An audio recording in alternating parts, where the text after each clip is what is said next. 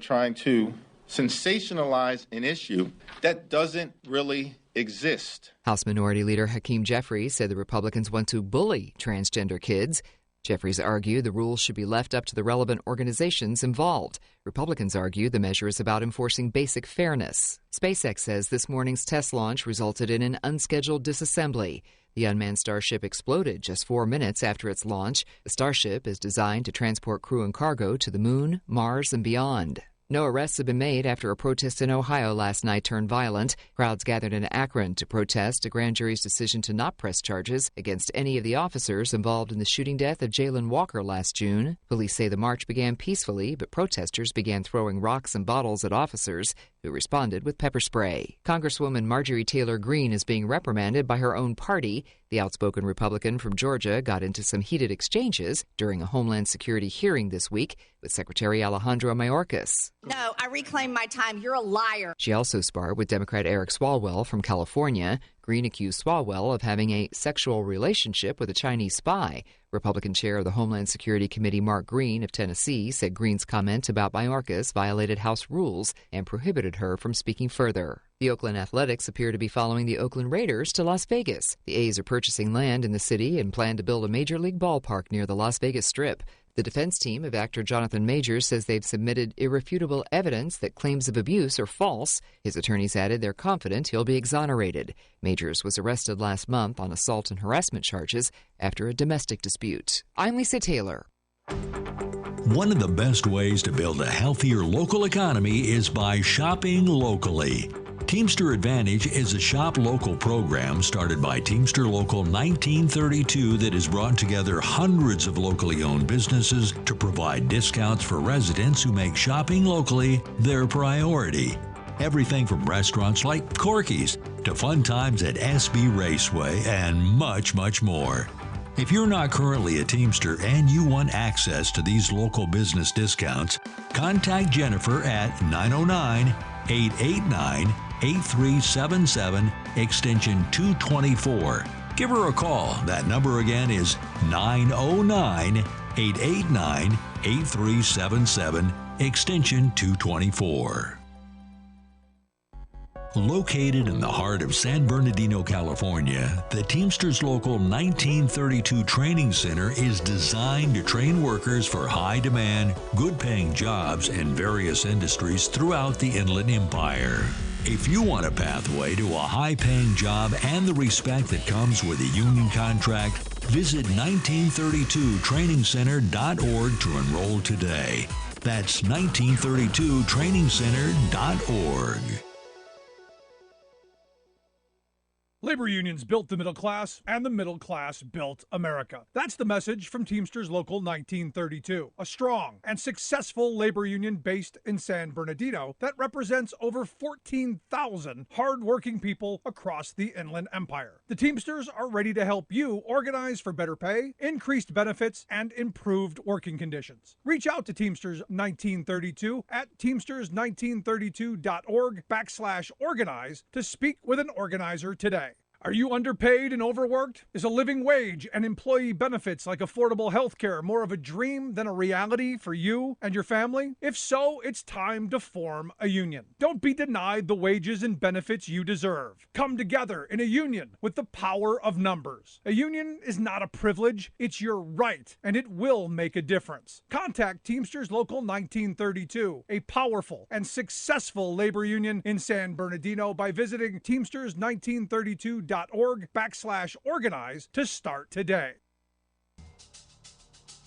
Now, here is the voice of the working class, Rick Smith.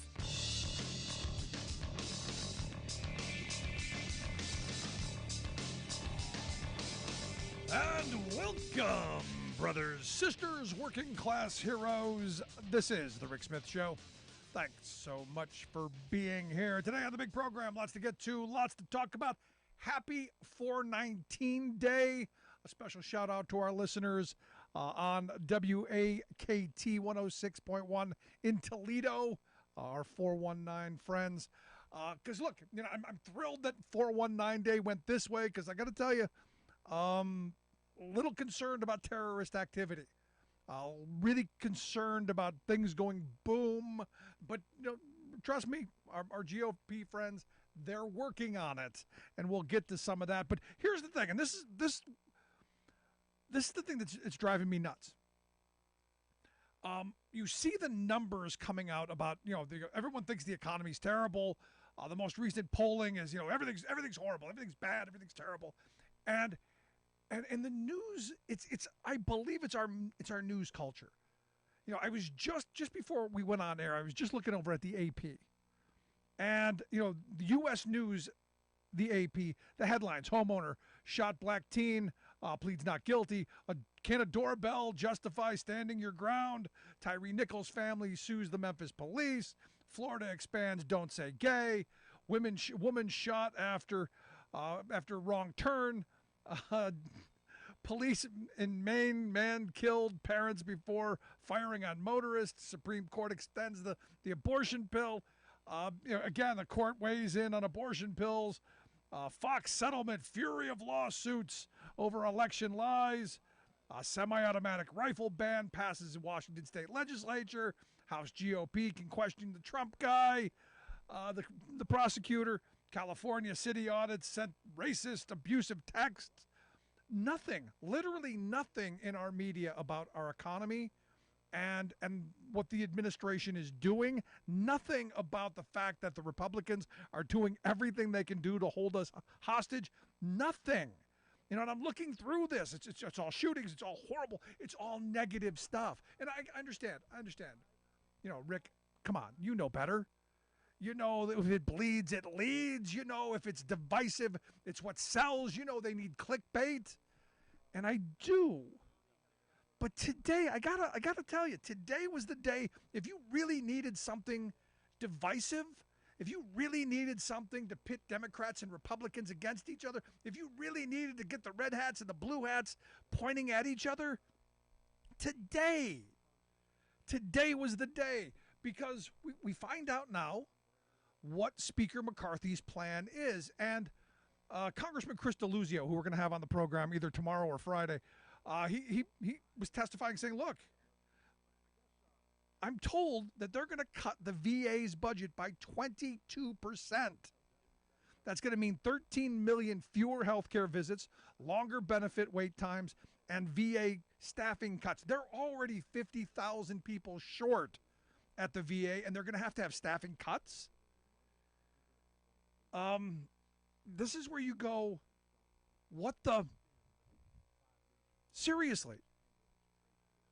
House Republicans are making no carve-outs for vets. Now remember, these are the people that we put up on a pedestal. We said, no, you go off and you go fight for freedom and terrorism and all the stuff we shoved down their throats, and said, don't worry, we will take care of you. We will take care of your families. We've got your back. Do we? A 22% across the board cut. Now, this is the part that's really just infuriating. Because you've got McCarthy, who I guess they're trying to move this Limit, Save, Grow Act of 2023, which they say will cut discretionary spending, take back some of the pandemic money that wasn't spent, eliminate Biden's student loan plan, and, of course, go after the IRS. And they claim that's going to save $4.5 trillion. Do you know how much discretionary spending you're going to have to cut to get $4.5 trillion? Considering we only spend about $1.6 trillion a year on what is considered discretionary spending. So literally you could cut it all out and it's not going to get to where he's going to get in 1, 2, 3 years. Well, it would take almost 3 years of zero. Now here we are at this point. They know they've got the country by the short hairs. They have this artificial debt ceiling, $31.4 trillion. We've already hit it back in February, and the Treasury Department went and did a whole bunch of what they called extraordinary measures to help pay the bills and start doing some slicing and dicing and we're gonna hit this. We're gonna hit the point of no return, no ability to meet our obligations sometime in June. And Republicans know this. They know that they're going to be able to hold the country hostage. This is terrorism. This is economic terrorism at its worst. Because they know they can hold the country hostage. My fear is, and I remember when John Boehner did this and got the sequester, or as I affectionately call screwquester, because it really screwed especially veterans. They were willing to push us off the cliff. But I honestly didn't believe they wanted to do it. I didn't believe they wanted to shoot the hostage. I look at the current makeup of the Republican Party and these Kook Caucus folks, the Greens and the Boberts and the Gomerts and the rest of them, the Scott Perrys. I think they want to shoot the hostage. I think they want to push the button. I think they want to push us over I think they really want to default because they want the economy to be so bad so they can blame it on Joe Biden.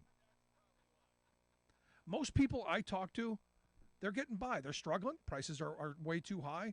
But I think they're coming around to the reality that corporate America is gouging their eyes out. That it's not something that Joe Biden did. It certainly wasn't the $1,400. It's not the investment in infrastructure. It's not the investment in reshoring manufacturing. That it's good old-fashioned American corporate greed that's doing this to them. And Republicans need to have this cataclysmic event. They need to have chaos. Because, again, now understand, they've got the House. They could push an agenda that go, hey, this is going to help with inflation. But all they're talking about is painful cuts. I mean, painful cuts. When you look at the reality, at the discretionary budget, of the discretionary budget, now understand, the discretionary budget is only about 35% of all of our spending.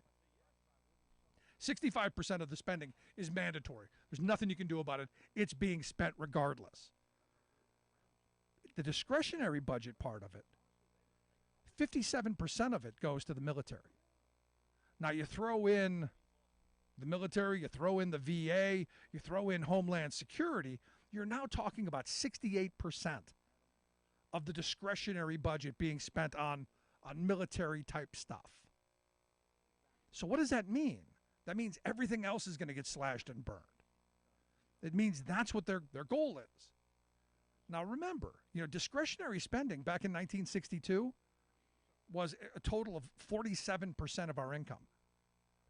47%. Now you go, whoa. Yes, discretionary spending has been going down. We've been cutting spending for decades.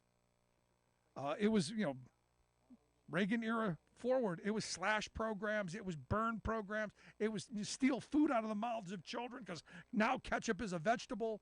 It was doing all of those things. And you get into the Clinton years, and we're going after the welfare mothers, and we're going after all of the programs that they could get to screw over the working poor. And then, interestingly enough, during the Bush years, we get a tiny bump because, it was too bad. And then we've got the Bush collapse, and it spikes up a little bit. Still not to where it was back during the 60s and early 70s and into the 80s. Certainly not. And we're now down to almost half of the percentages we were at the high. And you still have people going, we spend too much. No. We spend a lot more on military than we ever did. And we're still running up debt. The difference is we're not taxing the wealthy. You go back to the high of discretionary spending, we had a marginal tax rate of 70% during the 70s and into the Reagan era. We had a way to pay our bills, to ensure that we could afford education, that we could get health care, because we had community hospitals to pay for, that we could invest in the future. But then we went tax cut fetish. Oh boy, got to create a billionaire class. And boy, have we ever. We've got the biggest, most robust billionaire class ever. And you did that. I did that. Working people did that. Well, they did it because we've gotten less. And what the Republican mindset has always been is less for the working class and more for the wealth class. And I love the fact that, again, they wrap themselves in the flag. Whenever there's when the troops are around, got to get the photo op. and salute and stand tall and all that stuff. But when it comes to taking care of them, what they're doing is no different than what happened when the guys came back from Vietnam and were dumped into my housing project. They're starving these programs, and they're doing it on purpose because they know they can. And this is why I'm happy that Biden is not backing down.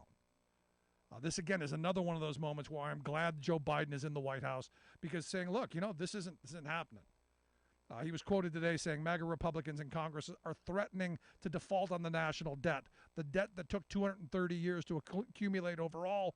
Unless we do what they say, they're going to default unless I agree to all these wacko notions that they have. And they do have a bunch of wacko notions. 22% cut across the board. Again, $4.5 trillion from the discretionary budget. It's not going to come out of the military budget. Trust me on that. So what does that mean? That means transportation. That means agriculture. That means food stamps for kids. That means school lunch programs. That means LIHEAP. That means go down the list of what it means, of what little is left of our social safety net. This is the goal.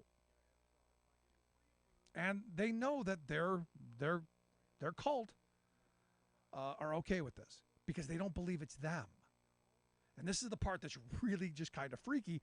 They don't believe that it's going to affect them without thinking that, it's just going to roll down onto the states. It's just going to roll down into more desperation and more anger and more violence and more division. It only gets worse. And this is where, I come back to this moment. Something has to be done to end these ticking bomb down to the last minute hostage situations. It's not good for our economy. It's not good for the global economy. And it's not good for policy making. They should scrap the debt ceiling entirely. Do you know when you fight over spending? Before you spend it. And this is the weird little world that we're in. They want to hold the country hostage over money that's already being spent.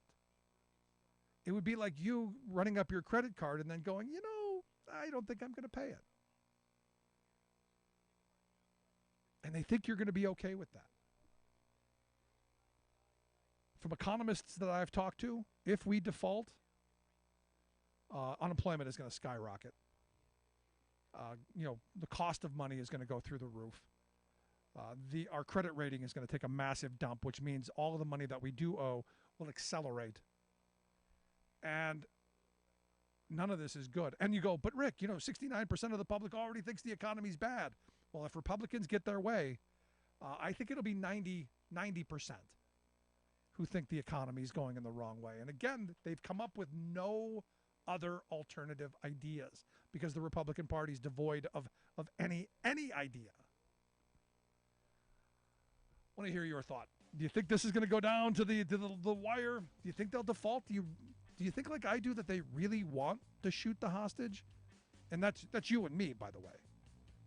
I kind of think they do. I want to hear your thoughts. Email me, rick@thericksmithshow.com. Going to take a quick break. Right back after this. Stick around. You're listening to The Rick Smith Show. We're working people. Come to talk.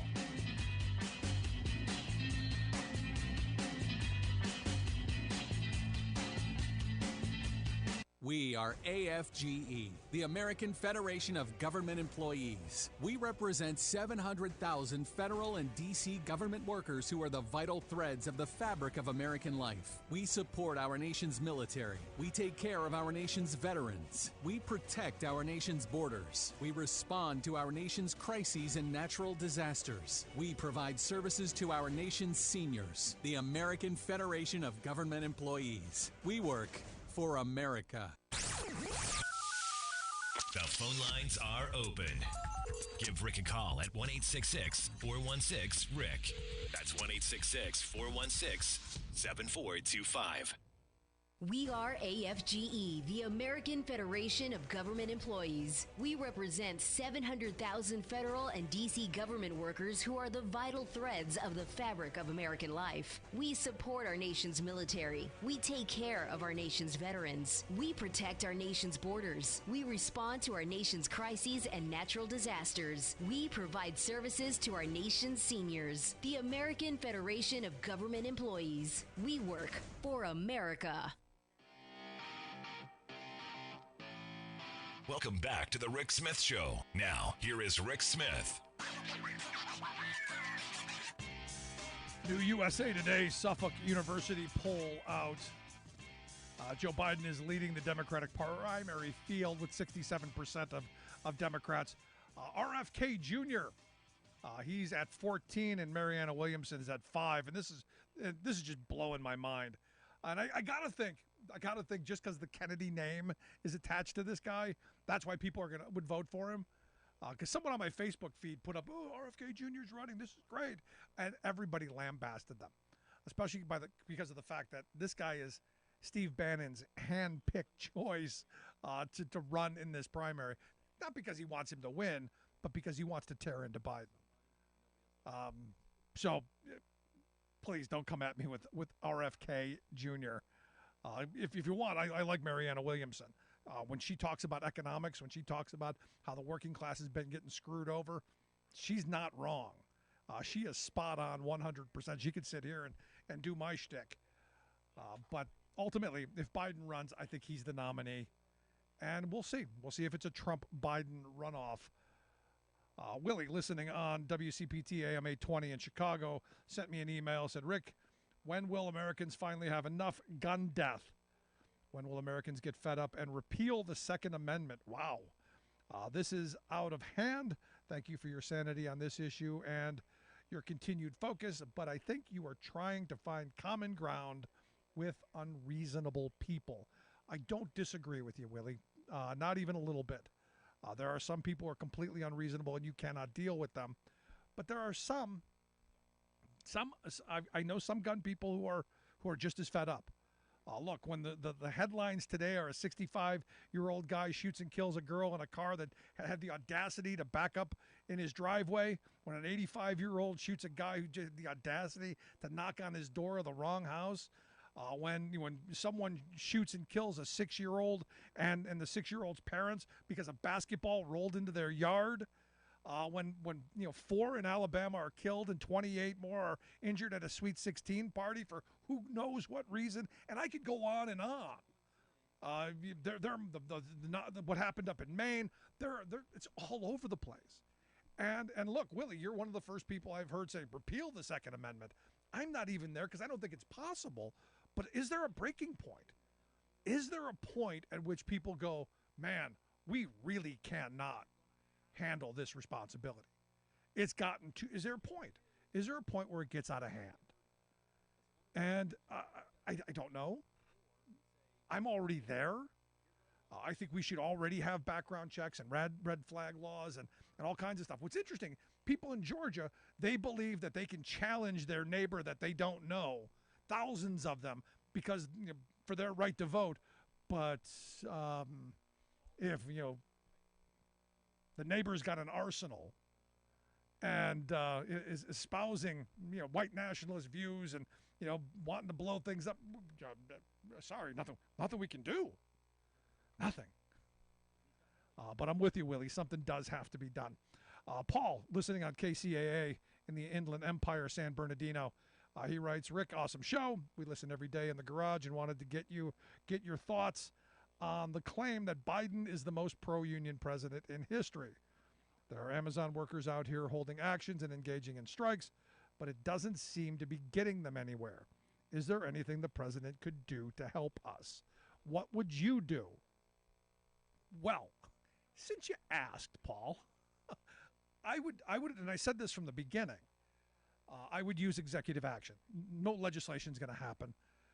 You're never going to get Joe Manchin to come along, even though West Virginia has an incredibly strong union history.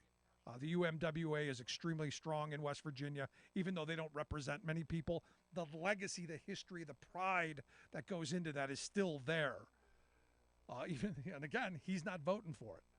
So legislatively, you're not getting anything done. So you have to use executive action. You have to use the authority that the president has. And what I would do, and I've said this on a whole bunch of things, we spend a lot of money as the federal government. And it's a good thing that we do. We have the ability to attach, conditions to that money. We've said in the past you can't pay below a certain wage. With prevailing wage laws, we say you've got to pay a prevailing wage with benefits and working conditions and all kinds of things go along with that. We could simply do that across the economy. And I've been saying this for a long time, that the president could say, look, Amazon, you get a ton of federal money, tons of it, through your cloud program, through all of your tax breaks, through all of the business you do with the federal government. You're going to remain neutral in a union organizing campaign. And any company that does business with the federal government would have to maintain a neutrality position. Because understand, the reason that unions exploded in the 30s and 40s was because government was actively encouraging people to join, because that is the law. It's the law. The NLRA is about promoting unionism, getting people to collectively bargain. Because understand, it was a peace treaty. There were people literally brick by brick tearing the country apart. There were strikes going on. There were sit downs. There was all kinds of stuff. And the NLRA was that, hey, this is how we're going to solve that unrest. We're going to bring people to the table. They're going to sit down face to face. We're going to put them on somewhat equal terms, and they're going to hammer it out. Companies are going to open their books. Employees are going to get a little bit better off. Everybody's going to do better. That whole win-win. We do better when we do better.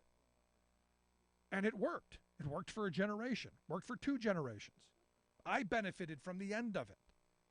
Because when I started working back in the 80s, we were still about 25% unionized as a country. We're down to 6.6% in the private sector. Not because people don't want to join unions, but because union avoidance, these companies hiring these union-busting firms to come in and harass and intimidate and break the law. And as I've said before, if you're one of these union-busting companies, it would be political malpractice not to advise an employer to fire people, because there's no penalty.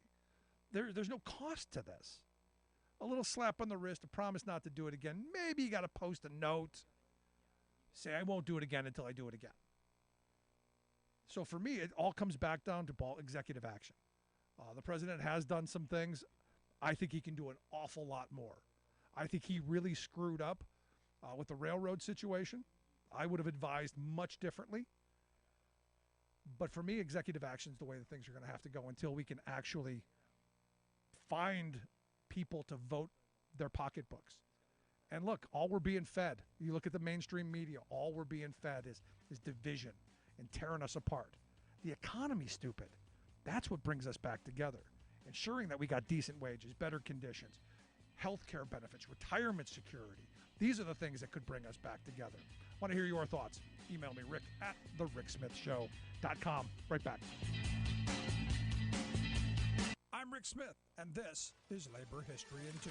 On this day in labor history, the year was 1989. That was the day Edna Sauls and 38 women walked into the Virginia headquarters of the Pittston Coal Group, sat down in the lobby, and sang "We Shall Not Be Moved." Their occupation lasted 36 hours. The women were mostly relatives and friends of the 1,700 union miners on strike against Pittston. The women, when questioned by police and the media, refused to give up their names. They called themselves the Daughters of Mother Jones. Though Sauls had never worked in the mines, 6 of her brothers and 2 of her sisters had. She and many family members would sit down in front of Moss 3 preparation plant just weeks later. As the strike wore on, her husband Doug would be one of the union strikers who took over and occupied Pittston's Moss 3 plant later that fall. Sauls noted the high personal stakes at Pittston, stating, "My husband is 42 years old. He's worked in the mines for 24 years. Who is going to hire him for another job?" Sauls also rose to local fame during the strike when she began writing strike solidarity songs. One such song was "Let Me In," also referred to as the camo song for the strikers who wore camouflage. Sauls composed the song after she found a child crying whose striking grandfather had been jailed. In the song, the child asks to go to jail too. The daughters picketed Pittston offices twice a week and organized strike support that included housing, food drives, and fundraising. Their role inspired miners to occupy the mines and roads, persevere throughout the winter, and eventually win back health benefits. Labor History in 2 brought to you by the Illinois Labor History Society and The Rick Smith Show. For more information, go to laborhistoryin2.com, like us on Facebook, and follow us on the Twitters at Labor History in 2.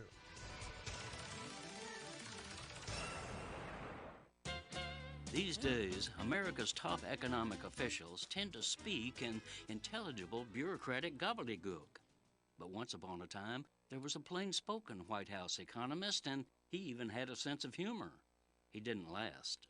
Alfred Kahn was chastised by the White House in 1978 for speaking clearly and honestly about the looming possibility of a depression. Too blunt, use softer words. So Kahn started calling the downturn a looming banana. When banana industry lobbyists complained, he switched to kumquat.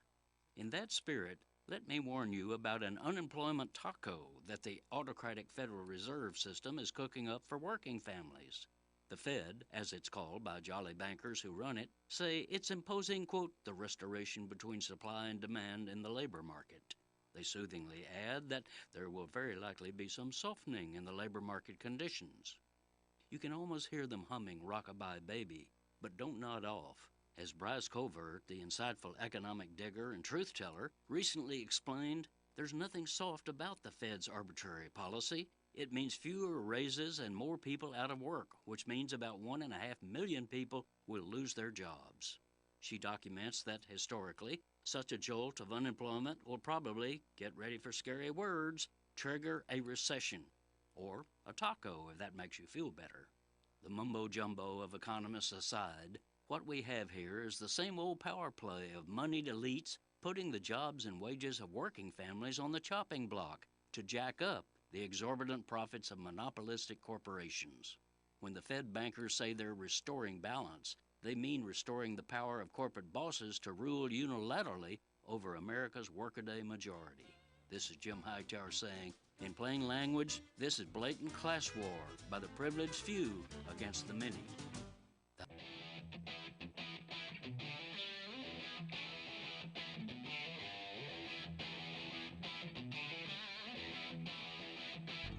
Welcome back to the Rick Smith Show. Now, here is Rick Smith. So Goldman Sachs is even weighing in on this, saying that we're going to hit the debt limit first half of June.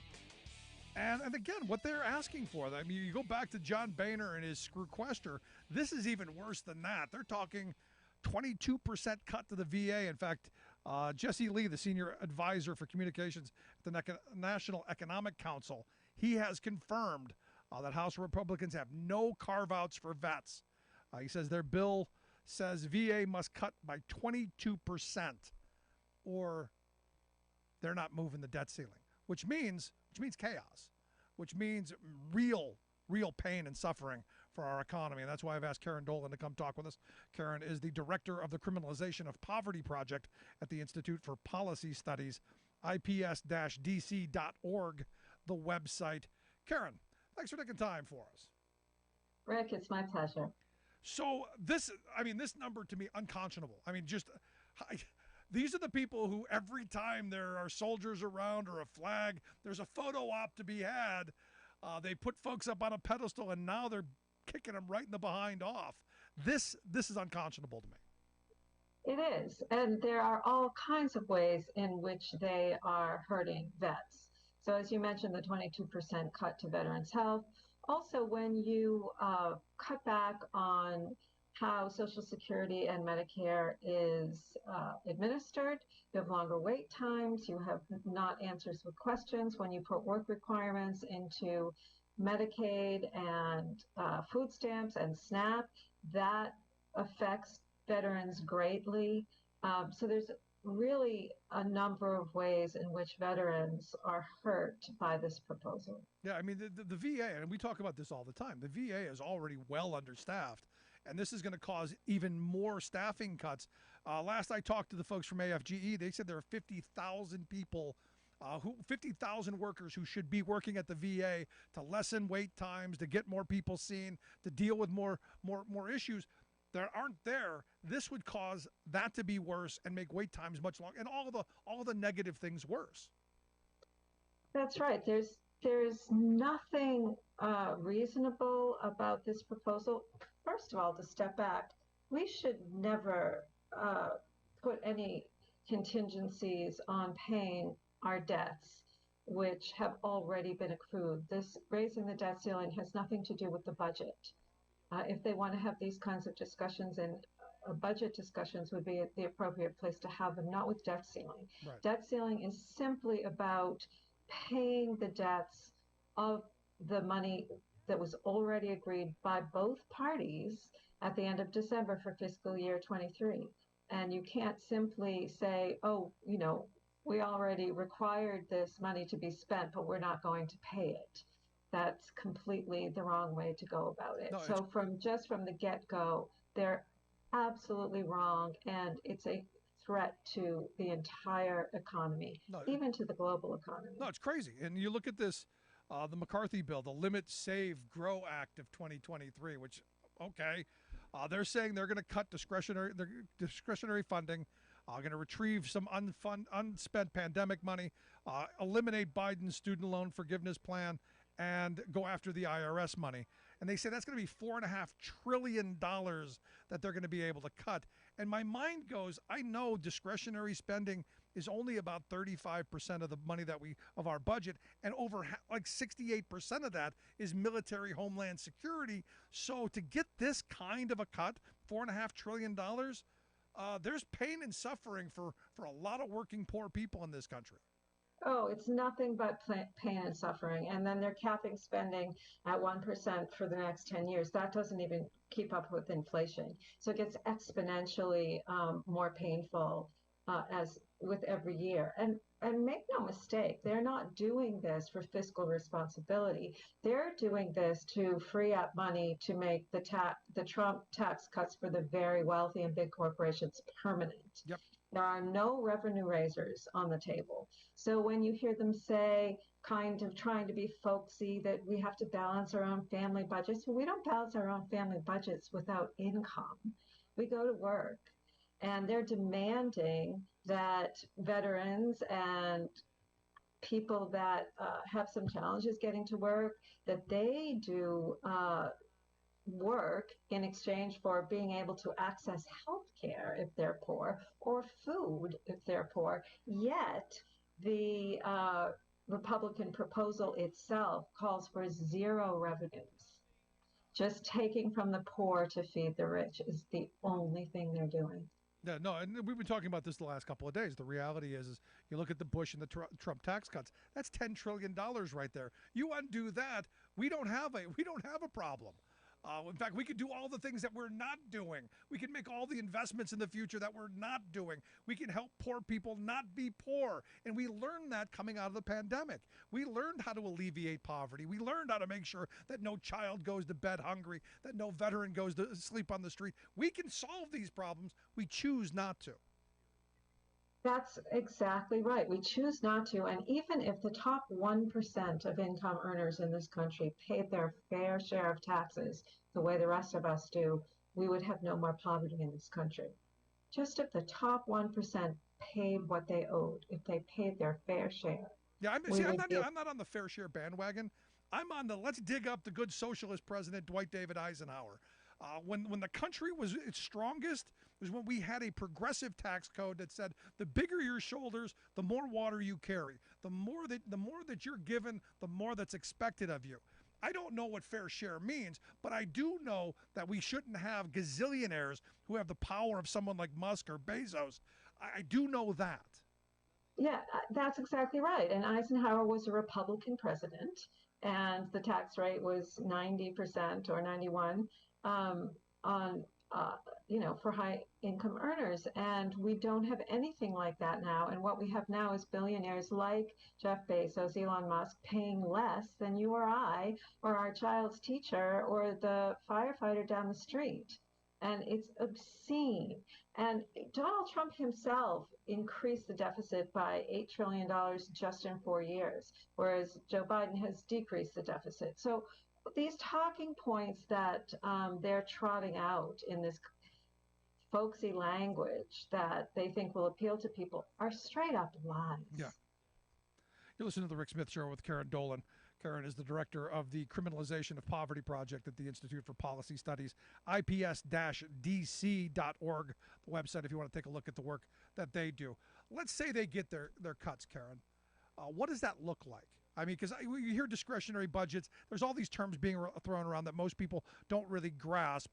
When we think about the budget, you think about the big number. When you realize it, that almost 2/3 of our budget is mandatory spending. There's nothing you can do about it. Social Security, it's Medicare, it's Medicaid, it's all those things that's the spending. Our discretionary side of this, like I said, 68% of it is military, homeland security.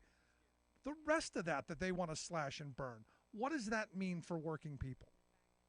Right, and they're not going to slash the military budget. So the military budget is obscenely high, and they will not slash that at all, and that will continue at least a 9% annual growth. So I mean that's another way in which this is very obscene. But what it's going to, if these cuts and proposals went through, which they won't, but we can talk about why they're still important. They won't right now, but they could in 2024. What it would mean is exorbitantly higher childcare costs, preschool costs, education costs, college costs, less food on the table, less health care, more uninsured people. Any way in which we who live, an average life, paycheck to paycheck or a little bit above, we're going to be drastically affected. And even though they say that they're not touching Social Security and Medicare, these cuts would drastically reduce the staff that administers these programs. And that will cause all kinds of problems in terms of being able to get people the help that they are eligible for and able to answer questions, being able to administer the programs. Yeah. So it's really quite disastrous. Now, in its current form, it won't pass the Senate. But what could happen is that there are conservative Democrats like Joe Manchin, Kristen Sinema, who's now an independent, some of the people in swing states like John Tester, who could say, you know what, I could really live with work requirements in Medicaid or something, that they think will appeal to their base. We've never had work requirements in exchange for poor people getting health care. They tried it in Arkansas, and it was a complete failure. Trump tried to pass it, and the court struck it down. It's immoral to require things that people aren't able to do in order for them to have health care and food. And everybody who can work is already working. 75% of people on SNAP work. They work 1 or 2 jobs, and the people that are left that don't are disabled, have some health problem, are seniors, and are unable to work. The people that can work are already working. So this is just cruelty. Yeah. See, I'm not opposed to a work requirement, but if there is a work requirement, there's got to be work. So I've always said if you're going to mandate a work requirement, government's got to be employer of last resort, because the private sector is never going to create enough jobs for everyone to have one. So there's going to have to be a system. If you're going to mandate this, there's got to be a way to people having a default. Okay, I can get a job, doing whatever. But none of that ever happens. I mean, you look at when Clinton signed the welfare reform bill in the 90s. They tried to do that. There was no work for people. And there was no way to get to the work, and there were so many structural things that they've done pretty much away with it over the years. But this is my problem. It's that talking point, as you pointed out, that gets the middle class and the people are doing okay to look with a jaundiced eye at the poor, thinking they're getting something that they're not. And at some point, I think we've got to push back on that. Does that make sense? That's right. Well, there's a couple of things in there. One is that's important to note is that people who can work already are working. People do work. It's a myth to say that they don't. Secondly, it's a different argument to me. It's a moral argument to say that somebody who's sick cannot get health care in this country unless they meet a certain work requirement. To me, those things should be completely separate. People should have health care. That's a human right. And then thirdly, study after study has shown that work requirements do not increase employment because people are already working. What you need, what can help people get, people need better jobs, they need support at their jobs, they need more education. So go underneath it and support people in the way that they can stay at a job, that they can get a job that enables them to also take care of their children. We can't force people into work when they've got to take care of children or elderly parents or they've got some health problems. And it's a problem that doesn't exist. So this is a solution in search of a problem. I agree with so I think that those things are really important to point out. Yes, everybody believes in the power of work. People feel dignity and self-worth when they work, and people who receive benefits work. It's just that the wages are low and rents are extremely high. And you've got now the end of the pandemic supports, you've got high inflation, you've got these social programs, these social investments still have not caught up to 2010 levels before that recession and that Budget Control Act that imposed all these austerity cuts back then. So these programs are still underfunded. They're funded below what they were in 2010. So you're trying to impose cuts on top of that when we should be trying to get back up to where we are. So there are too many obstacles for any piece of this proposal to make any sense. I want to reiterate what you just said there, because I think it's really important, because I have my Republican friends saying, we're spending all this money. We've never spent more money. We're spending all this stuff. And, like they believe there's an Office of Waste, Fraud, and Abuse that we could just cut them right off. Are we spending more money than we have? Does that talking point hold water? Because the way I see it, we're spending about half of what we spent off of the peak, because of just what you said, the screwquesters, the constant, holding things back, restraining things, and holding it under inflation, like we've done with the minimum wage. I'm curious. Do you buy into that? I don't buy into that, and here's why. It's a question of priorities. Where we're spending our money is in tax breaks for the wealthy and big corporations and on an obscenely bloated Pentagon budget.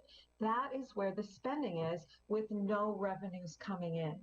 So what you have to do is right-size that spending, slash the Pentagon budget, for goodness sake, and then bring in revenues. Yeah. If you don't do those things, then of course you're going to be in a situation where all you can do is extract pounds of flesh and gallons of blood from the people who can least afford to give it. Yeah, I'm with you. I don't think we have to slash the Pentagon's budget, but I do think we need to tax the rich and use that money to move us forward. So as this hostage situation continues, is there a plan B? Is there an off ramp? Because I got to think that you've got the Republicans, their cult caucus, who I believe want to shoot the hostage. You've got Biden that seems like, and I'm glad he's dug in, saying no, we're not going to screw over the middle class and the working poor. Is there an off ramp to this, do you think? There is an off ramp, and I really wish that it would be the first step rather than what so-called moderate Republicans. There are a few moderate Republicans in the House who are working with Democrats to have a plan B, exactly, which is a clean debt ceiling, raising the debt ceiling without conditions, as should be done, as the Republicans have done 49 times. And they even suspended the debt ceiling under Trump so he could get through all the tax breaks for the rich. But they have a proposal to get through a clean debt ceiling raising until the end of the year. But they're using that as a backstop in case this extremist proposal from the Freedom Caucus in the House and Biden and Schumer can't make some kind of a deal. Whereas what they should do out of the gate is just pass that. Yeah. We should not be playing political football with the debt ceiling, with the full faith and credit of the United States. that will cause so much misery to you and me, to every single one of your listeners, and to global economy. It's just utter foolishness. Nope, stupidity. And what I would have liked to see, what I'd like to see is to do away with the debt ceiling. Yeah, Get me rid of it too. entirely. This is not a toy. This isn't a bomb we should have in our arsenal. And There are it enough doesn't ways mean to screw up anything. our economy. Well, that's right. And the debt ceiling is just a political tool. You know, it was created in 1917 in response to World War I. It has no bearing on the real economy. So it means nothing. It even includes revenues that the Treasury has. When the Social Security Trust Fund goes up, the debt limit gets squeezed. So it has no bearing to the real economy. It is simply used as a hostage-taking tool by the Republicans when they aren't in power. When they are in power, they're all for suspending, losing, raising, get rid of it so they can get their tax cuts through. But when they're not in power, it is simply a political tool, and that is the only thing it's used for. It's amazing how that works. But Karen, I appreciate you taking some time. I'm sure this is going to continue. Would love to have you come back and keep us up to date on the goings on. Great. Thanks so much, Rick. Thanks so much, Karen Dolan. She is the director of the Criminalization of Poverty Project there at the Institute for Policy Studies. Check out their website, ips-dc.org. We'll get links out on social media. You can take a look at that. We'll take a quick break. Right back. Stick around. You're listening to The Rick Smith Show. We're working people.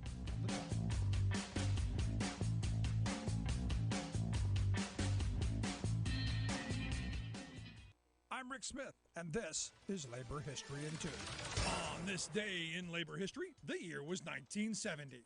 That was the first observation of Earth Day. Across the United States, millions of people took to the streets and parks to demonstrate for clean air, water, and a reduction in pollution and care for nature and the environment. The idea for Earth Day began with Democratic Wisconsin Senator Gaylord Nelson. He was inspired to action when he witnessed the devastation caused by an oil spill in Santa Barbara, California. Senator Nelson knew for the day to be a success, he needed to reach across the aisle. He found an ally in Republican Congressman Pete McCloskey. He also found support from organized labor. The national coordinator for Earth Day was Dennis Hayes. Hayes explained, quote, "Without the UAW, the first Earth Day would have likely flopped. The UAW was by far the largest contributor to the first Earth Day, and its support went beyond the merely financial. It printed and mailed all of our material at its expense, even those critical of pollution-belching cars." 20 years later, Earth Day truly went global. In 1990, it was estimated that 200 million people from 141 countries participated in Earth Day actions. President Bill Clinton awarded Senator Nelson the Presidential Medal of Freedom, the highest honor granted to a U.S. civilian for his role in Earth Day. The role of the United Auto Workers in the first Earth Day demonstrates the importance that labor can play in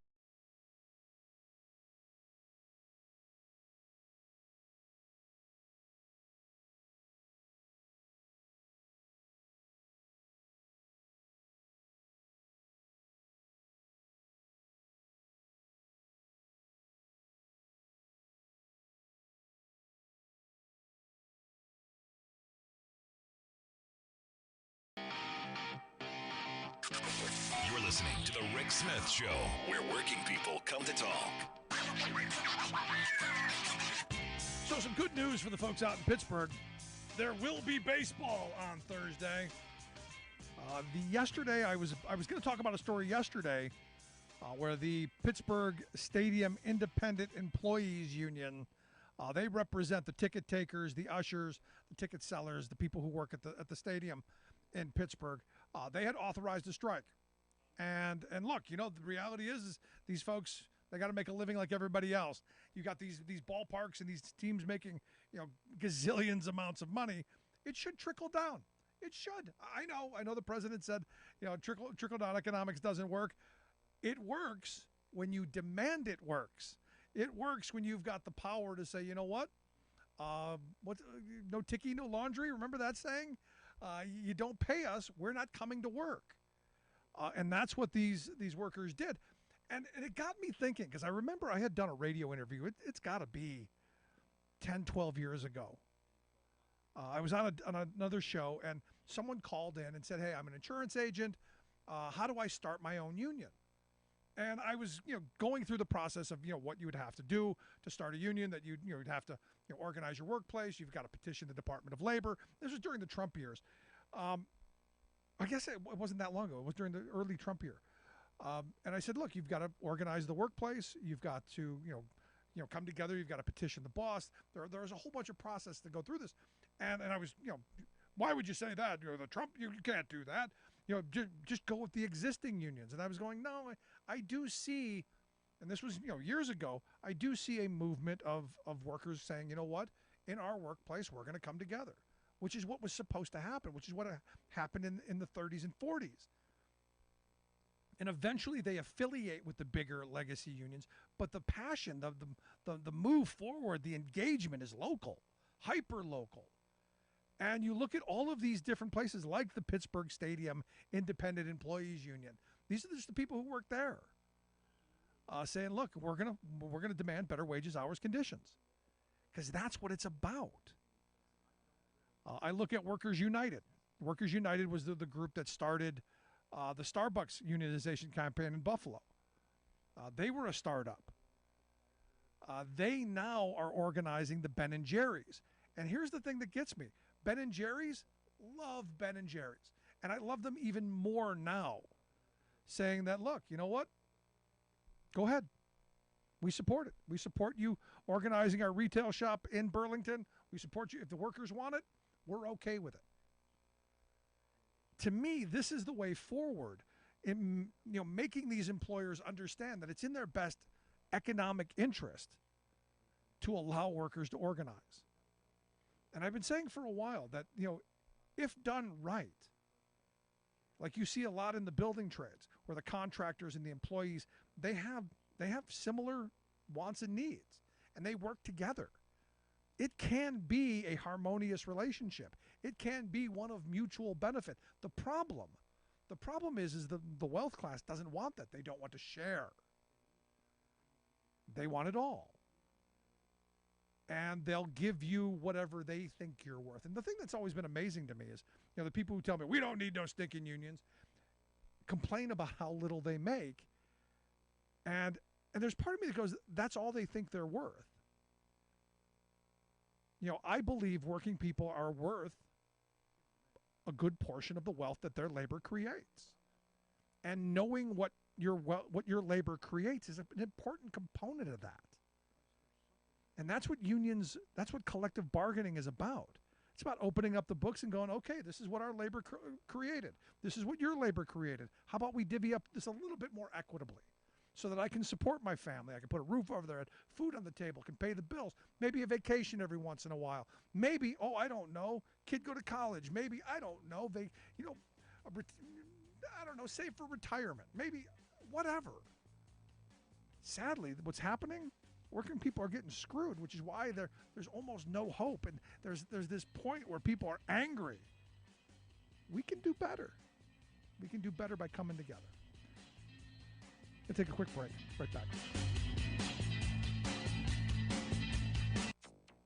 GM and Ford, certainly welcome news, as well as for Tesla and other domestic automakers. Treasury Department unveils new rules for electric vehicle tax credits. Extreme weather weekend wreaks havoc around the world. Plus, Germany shuts down the last of its nuclear power plants. All that explosive news and more straight ahead from BradBlog.com. I'm Brad Friedman. And I'm Desi Doyen. Stand by for 6 minutes of independent green news, politics, analysis, and snarky comment. The biggest problem we have in the whole world, it's not global warming, it's nuclear warming.